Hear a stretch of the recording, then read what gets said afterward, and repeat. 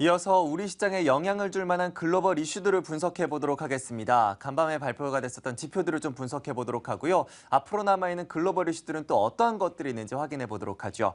오늘은 신한금융투자 반포지점의 최승훈 차장 전화 연결해서 알아보도록 하겠습니다. 안녕하십니까? 예, 안녕하십니까. 네, 오늘 시간 고맙습니다. 일단 간밤에 나왔던 지표들부터 좀 보도록 하죠. 미국에서 일단 서비스업 ISM 지수가 공개가 되는데 10년 만에 최고치를 경신을 했습니다. 하지만 같은 시간에 발표가 됐었던 ADP 민간 고용은 20만 건을 밑돌면서 다소 실망스러운 모습도 나왔는데요. 지표에 엇갈림이 나타나고 있습니다. 간밤에 지표 흐름은 어떻게 보셨습니까? 예, 일단 말씀하셨다시피 미국의 서비스 지표 PMI 확정치가 55.7을 기록을 하면서 예비치와 예상치를 모두 뛰어넘는 수준을 발표를 했습니다. 미국 GDP의 약 67%를 차지하는 서비스 부문이 빠르게 회복을 하고 있다는 부분이 시장에 밝혀지면서 일단 경기 회복에 대해서는 좀 자신감을 나타낼 수 있을 만한 지표로 평가를 하고 있습니다. 하지만 반면에 최근 지속적으로 개선세를 보이던 미국의 민간 신규 고용자 수가 18만 5천 명을 기록을 했고 전월 22만 명 대비해서도 대폭 하회를 했고 전망치 21만 명 대비해서도 상당히 안 좋은 수치를 보여주면서 발표를 했습니다. 하지만 실업률 자체는 지속적으로 낮아지고 있는 추세였기 때문에 현재 이 부분에 대해서는 좀 다소 논란이 있기는 하지만은 일단 경기 회복에 대해서는 양 수치 모두 회복에 대해서는 좀 더 자신감을 가질 수 있을 만한 지표로 평가를 하고 있습니다. 미국 경제에 대한 자신감을 확인했다. 그래서인지 지금 원달러 환율도 또 1172원대를 넘어서면서 어제 대비해서 상승세를 보여주고 있습니다. 내일 밤에 나올 또 7월의 미국의 고용 보고서가 원달러 환율의 핵심이 좀 될 것으로 보이는데요. 어떤 내용들 전망하시면서 또 시장의 영향은 어떨 거라고 보십니까? 예, 금일 같은 경우 미국 신규 고용자 수가 좀 하향 조정, 좀 부진하게 발표를 하고는 있었지만은 뭐 내일 같은 경우 비농업 지수 같은 경우도 신규 고용자 수가 기대치에는 못 미칠 것으로 예상을 하고는 있습니다. 하지만 현재 미국 실업률이 5%대로 떨어지면서 지속적으로 고용에 대한 경제 지표가 개선이 되고 있는 상황이고 그에 따라서 미국 금리 인상에 대한 이슈도 점점 불거지고 있습니다. 또한 미국 고용 지표가 내일 뭐 예상치 정도의 수준에서만 발표가 된다고 하더라도 미국 금리 인상에 대한 이슈는 점점 9월에 무게가 실릴 것으로 예상을 하고 있습니다. 따라서 금일 같은 경우 국내 환율 같은 경우도 상당히 좀 약세를 보여주고 있는데 현재 이제 9월 금리 인상이 예정되어 있는 순간까지도 지속적으로 경제 지표에 따라서 흔들릴 가능성이 크고 현재로서는 내일 미국 고용 지표가 다시 한번 미국 금리 인상 가능성을 높이는 계기가 될 수 있을 것으로 현재 판단을 하고 있습니다. 네, 그러면 간단히 우리 시장에 대한 영향도 좀 여쭤보도록 하겠습니다. 아무래도 뭐 9월에 금리 인상이 더욱더 가시화가 된다면 우리 시장으로서의 외국인 이탈 현상은 더욱더 가속화될 수밖에 없을 것으로 보이는데요. 외국인들 계속해서 좀 이탈이 보일 것으로 전망하십니까?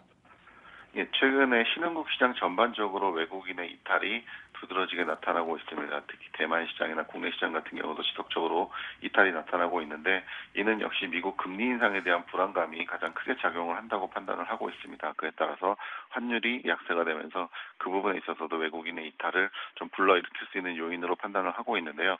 하지만 대부분 시장 참여자들이 올해에 확실하고 오히려 이제 9월 달에 금리 인상을 기대를 하고 있는 상황이고 국내 외국인 투자 비중 역시 30%대 이하로 떨어지면서 상당히 낮은 수준을 유지를 하고 있습니다. 따라서 미국 금리 인상에 대한 효과는 다소 부정적일 가능성이 큰 상황이긴 하지만은 외국인 같은 경우는 어느 정도까지는 큰 포지션은 좀 이미 좀 유출이 된 상황이라고 판단이 되고 있고 다만 금리 인상이 가시화됐을 때는 추가적인 외국인의 소폭의 이탈은 있겠지만은 대폭의 이탈은 다소 좀 없지 않을까라고 판단을 하고 있고요. 다만 국내 지수의 변동성이 상당히 커질 것으로 예상이 됩니다. 네, 외국인들의 이탈 속도는 좀 더 줄어들지 않을까에 대한 기대감을 밝혀주셨습니다. 불확실성이 점차 더 완화될 수 있다는 점, 우리 시장에는 어떻게 보면 또 긍정적일 수도 있다라는 이야기로 정리해 볼 수 있을 것 같습니다. 자, 이어서 이제 일본의 이야기도 보도록 하겠습니다. 일본 경제 회복세가 가속화되고 있는 상황인데요. 내일이면 이제 일본 은행의 통화정책회의 결과가 공개되게 됩니다. 이에 따라서 엔화의 향방도 또 달라질 수 있을 만한 가능성이 있는데요. 어떠한 결과 예상하시는지 그리고 또 우리 시장에 대한 영향은 어떻게 보시나요?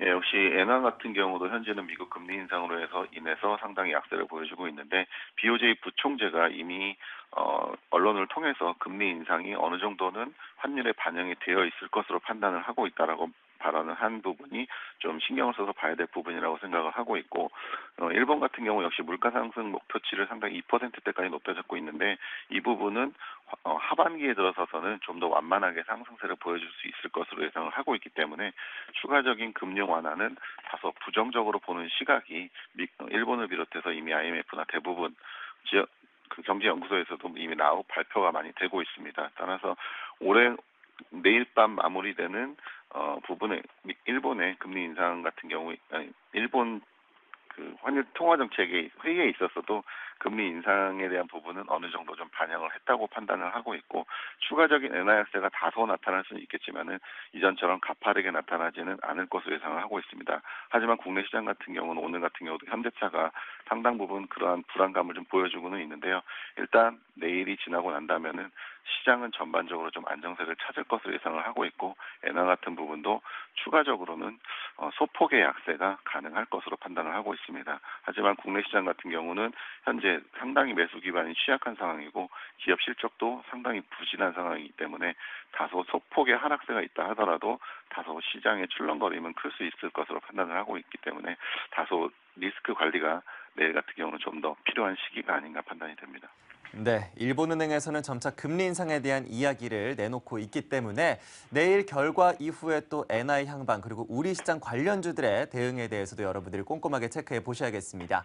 마지막으로 이제 그 외에 관련된 글로벌 변수들도 짚어보도록 하겠습니다. 앞으로 저희가 또 어떠한 이슈들에 집중하는 게 좋을까요? 예, 역시 내일 BOJ의 통화정책회의와 고용보고서가 가장 큰 이슈라고 판단이 되고 있는데, 그에 이제 다소 수면 아래로 가라앉아 있었긴 했지만은 그리스의 구제금융 이슈가 다시 한번 불거질 가능성이 있는 상황이고요. 그리스 같은 경우도 3분기에 가장 큰 부채를 갚아야 하는 시기가 도래하기 때문에 이번 총회가 상당히 중요한 부분이라고 판단이 됩니다. 따라서 그리스 같은 부분도 다소 좀 관심을 가질 필요가 있어 보이고, 그 이외에는 역시 코스닥 종목을 중심으로 한 실적 발표가 다음 주에 상당 부분 크게 올려 있기 때문에 그러한 부분에 좀 더 관심을 가지시는 것이 좋아 보입니다. 네, 이렇게 해서 앞으로 주목해야 될 이슈들까지 모두 다 짚어봤습니다. 신한금융투자 반포지점의 최승훈 차장과 함께 글로벌 변수들 점검해봤습니다. 오늘 말씀 고맙습니다. 예, 감사합니다.